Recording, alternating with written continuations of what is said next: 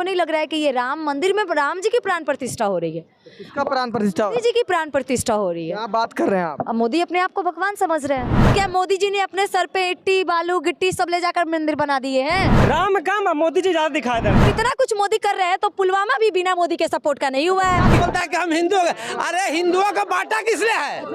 हिंदू को बांटा किसने है? खुलकर जीने का अधिकार हम लोग को संविधान देती है, ना कि मोदी जी देते हैं। भले हमको नौकरी मिले या ना मिले, हम बेरोजगार बैठेंगे, लेकिन हमको मोदी चाहिए। अब जब स्टैंडर्ड ऊंचा हो रहा है, लड़की इंजीनियरिंग कर रही है, मेडिकल कर रही है, हम लोग के साथ ही आ रही है, तो जाति प्रथा भी बहुत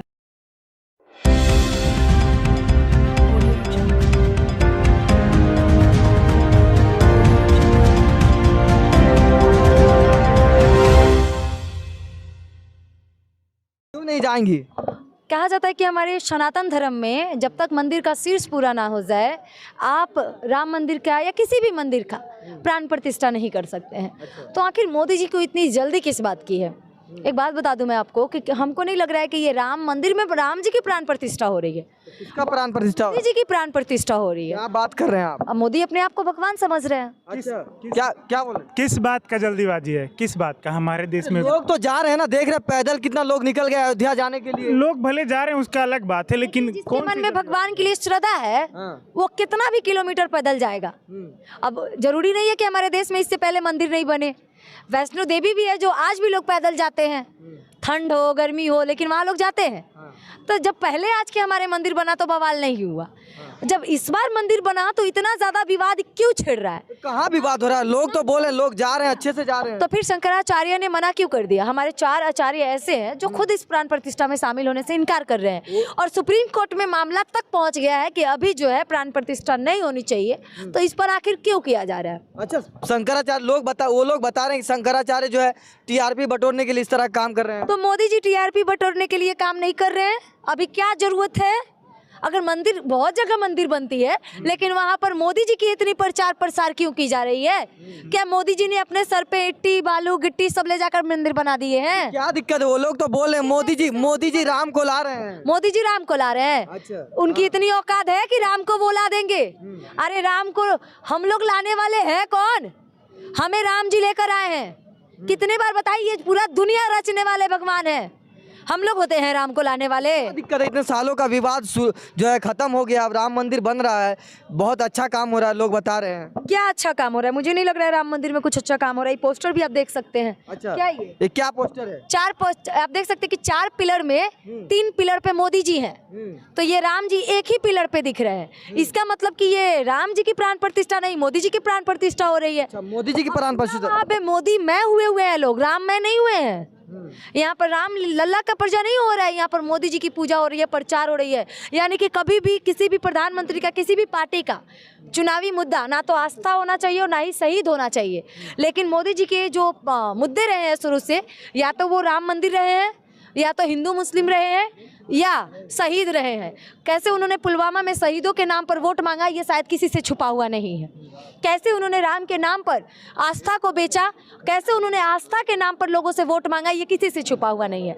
जैसे कहते हैं ना कि हमारे देश के प्रधानमंत्री के लिए मुद्दे होने चाहिए, गरीबी, महंगाई, एजुकेशन, लेकिन इन तमाम चीज़ों पर मोदी जी कभी बात नहीं करते हैं। क्या बात कर रहे हैं? मोदी जी तो हमेशा गरीबों की बात करते हैं, वो बता रहे हैं मोदी जी सबका काम कर रहे हैं। वाले बता रहे हैं, तो उन्होंने एक समय में कहा था कि जो हवाई चप्पल वाले हैं वो हवाई जहाज में यात्रा करेंगे, लेकिन यकीन मानिए, आप पूछिए उन हवाई चप्पलों वालों से कि आखिर कौन से हवाई चप्पल वाले ने मोदी जी के लिए प्लेन में बैठा है?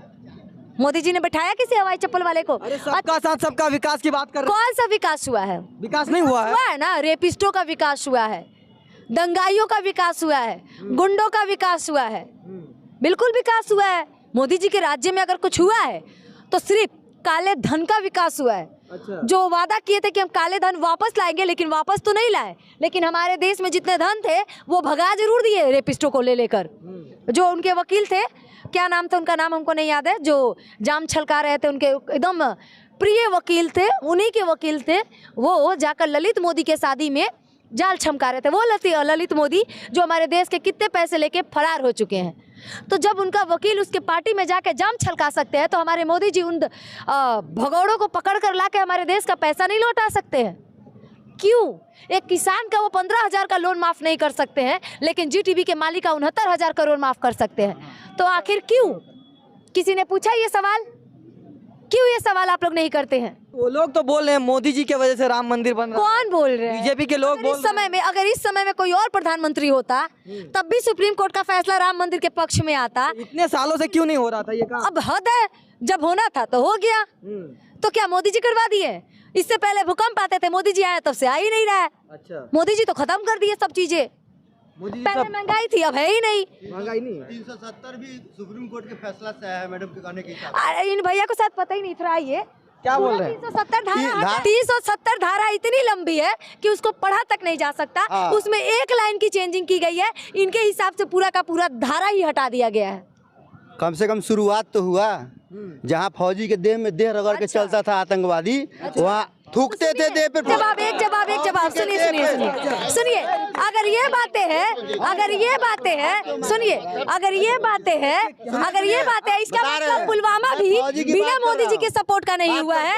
अच्छा, फौजी के देह पे अच्छा सुनिए ना, इसका मतलब अगर इतना कुछ मोदी कर रहे हैं तो पुलवामा भी बिना मोदी के सपोर्ट का नहीं हुआ है। क्या कहिएगा? सुनिए। अच्छा, उसके पहले सुनिए, जो बॉम्बे में गोली कांड हुआ, 1 मिनट, बॉम्बे में जो गोली कांड हुआ, बम धमाका हुआ बॉम्बे में। अरे सुनिए, हमेशा बोला था एक आदमी तो अभी कश्मीर में लाल चौक पर झंडा फहराने के लिए सुनिए सुनो पहले। कश्मीर में लाल चौक पर झंडा फहराने के लिए यहाँ से लोग ज्यादा था, नहीं पहुँच पाता। आज राम भक्ति हो रहा है, वहाँ पर लोग डांस कर रहे हैं। अच्छी बात है। और क्या बात है? अच्छी बात है होना। हिंदू में हम लोग यहाँ के हिंदू बोलने में डर लगता था। मोदी आया, सारा हिंदू बुलवा तो दिया, कम से कम डर लगता था पहले। डर लगता था। सुनिए, हिंदू बुलवा दिया। एक राजपूत होकर एक डोम की बेटी से शादी कर लेंगे तो मान लीजिए हिंदू है। शिक्षा का स्तर जब ऊंचा हो रहा है, शिक्षा में भी 18% जीएसटी लगाने वाले हमारे मोदी जी। अभी चुप रहिए, बच्चा कर रहे हैं, रुक जाइए। तो बचर कर रहे हैं। जब स्तर ऊंचा होगा, जब शिक्षा, देखिए बता रहे आपको, बच्चे हैं समझिए। पहले शिक्षा का जब लड़की का स्तर ऊंचा होगा, जब लड़की का स्तर ऊंचा होगा, जात पात खत्म हो जाएगा। सबसे पहले बंगाली समाज में शिक्षा का स्तर ऊंचा हुआ, बंगाली में खत्म हो गया। जो हमारे यहाँ का लड़का जो बाहर पढ़ा लिखा है, वहाँ जाति खत्म हो गया। हम यह गर्व से कह रहे हैं कि कौन जात से शादी कर रहा है उसमें कोई समस्या नहीं है। अभी कोई समस्या नहीं। कोई समस्या नहीं है। अच्छा, जाति लाया कौन था? जाति, एक मिनट सुनिए। जाति वही ना लाया था। कीजिएगा, आप नहीं पढ़िएगा। सुनिए, हम नहीं पढ़ेंगे। पहले था, सुनिए, पहले जो था पैसे के बल पर दहेज, पहले लड़की के शिक्षा का स्तर नीचा था। हम लोग समाज में, हर समाज में समझे। बिहार में सुनिए, बिहार में एक ही कास्ट था जिसका शिक्षा का लेवल था, वह था कास्ट। बाकी जितने समाज के लोग हम लोग खड़े हैं उसमें शिक्षा का स्तर बहुत नीचा था। कहा लड़कियों की शिक्षा का स्तर तो बड़ा ही दयनीय था। सुनिए, अब जब स्टैंडर्ड ऊंचा हो रहा है, लड़की इंजीनियरिंग कर रही है, मेडिकल कर रही है, हम लोग के साथ ही आ रही है, तो जाति प्रथा भी बहुत जल्दी ध्वस्त होते जा रहा है। कोई ऐसा आदमी नहीं खड़ा कि जिसे रिलेटिव में एगो अदर जात में शादी नहीं किया, तो हम बता देवे कोई हमको कि हमारे रिलेटिव में कोई ना कोई किया। आप क्या कहेंगे? एक मिनट, वही गुजरात गवर्नमेंट जब लड़कियों के हित की बात कर रहे हैं, बहुत अच्छी बात है कि आप लड़कियों के हित की बात कर रहे हैं। और हमें सुनिए, हमें निकलने का अधिकार मोदी जी ने नहीं दिया है। आर्टिकल 19 के भाग 2 में हमें बोलने का अधिकार मिला है, और हम बेटियों को खुलकर जीने का अधिकार हम लोग को संविधान देती है, ना कि मोदी जी देते हैं। और हमारी ताकत संविधान है। संविधान की वजह से हम यहाँ खड़े हैं और हमारी ताकत हमारे साथ है। यहाँ तक कि संविधान ने हम बेटियों को बराबरी का अधिकार दिया है। बराबरी का अधिकार खत्म करने वाला है। क्या बोल रहे हैं? एकदम जो बीजेपी पूरी तरह से संविधान मिटाने में संभव नहीं होगी। एक मिनट और सुन लीजिए। ये जो बीजेपी है, गुजरात गवर्नमेंट ने बिल्किस बानो के रेपिस्टों को संस्कारी बताया। संस्कारी 11 रेपिस्टों को 11 सुनिए तो 1 मिनट कहाँ का सुन लीजिए 11 रेपिस्टों को बिल्किस बानो के 11 रेपिस्टों को गुजरात गवर्नमेंट ने संस्कारी बताया। उन रेपिस्टों के संस्कार होने लगे हैं जिन्होंने 7 लोगों को मारकर एक प्रेग्नेंट औरत का 5 महीने से प्रेग्नेंट औरत का 11 लोगों ने रेप किया। उनको कैसे जेल से लाया गया? चंदन लगाकर माला पहनाकर जेल से ऐसे लाया गया जैसे वो रेप करके नहीं एक जंग जीत कर बाहर आ रहे हैं। ये बीजेपी भक्तों को दिखता नहीं है? ये लोग बेटियों को सम्मान दिलाएंगे? अरे कौन सा ये राम राज्य है? ये सिर्फ मोदी राज्य है। ये रेपिस्टों को बचाने वाला राज्य है। राम राज्य नहीं है, नहीं है यहाँ पे राम राज्य। अगर रेपिस्टों को संस्कार होने लगे हैं तो आप और हम तो पापी और सबसे नीच इंसान हैं। क्या कह रहे हैं, क्या बोल रहे हैं? भारत का पहला सरकार है जो आज कफन पे भी टैक्स ले रहा है बीजेपी सरकार। क्या बोले आप, क्या बोल रही हैं? बीजेपी ने हमारे हिसाब से सबसे ज्यादा लूटा है इस देश में, इसलिए कि उसका देखिए हर जगह बन गया थी मुख्यालय। चले जाइए लुटियन जोन्स में, किसी का हिम्मत है जाने का? सबसे पैसा तो सबसे ज्यादा ही है। आप टैक्स देख लिए, शिक्षा पर कितना टैक्स बढ़ा दिया। 16 संस्कारों में से एक संस्कार, अपने आप को सनातन कहते हैं मोदी जी। 16 संस्कारों में से एक संस्कार, अंतिम संस्कार यानी कि कफन, उस पर भी मोदी जी टैक्स लगा दिए। इसका मतलब ये निकलता है कि ना जिएगा, ना जीऊंगा, ना जीने दूंगा, तुम्हारे लाश से भी पैसे वसूल लूंगा। ये है मोदी सरकार। जब वोट आता है तो सब लोग हिंदी हो जाते हैं। आज से 1000 साल से पहले लोगों को बैठने नहीं दिया, वही ब्राह्मण लोग नहीं बैठने देता था। क्या बोल रहे हैं कि बोलता है कि हम हिंदू हो गए। अरे हिंदुओं को बांटा किसने है?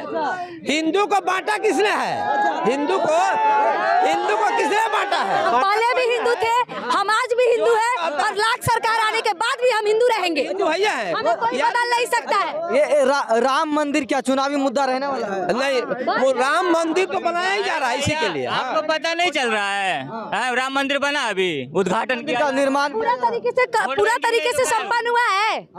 राम मंदिर पूरा तरीके से संपन्न हुआ है। सनातन धर्म में क्या होता है कि जब तक मंदिर का शीर्ष पूरा नहीं होगा हम प्राण प्रतिष्ठा नहीं करेंगे। फिर क्यों किया जा रहा है ये चीजें? और सुनिए एक और चीज, मोदी जी वो मोदी जी जो एक दिन के लिए सुनिए, वो मोदी जी जो एक दिन के लिए अपनी बीवी लाते हैं, सुनिए ना, एक मोदी जी एक दिन के लिए अपनी बीवी लाते हैं और अगला दिन छोड़ देते हैं। एक दिन बीवी छोड़ते हैं, कल देश छोड़ेंगे, कल पूरा देश बेचेंगे।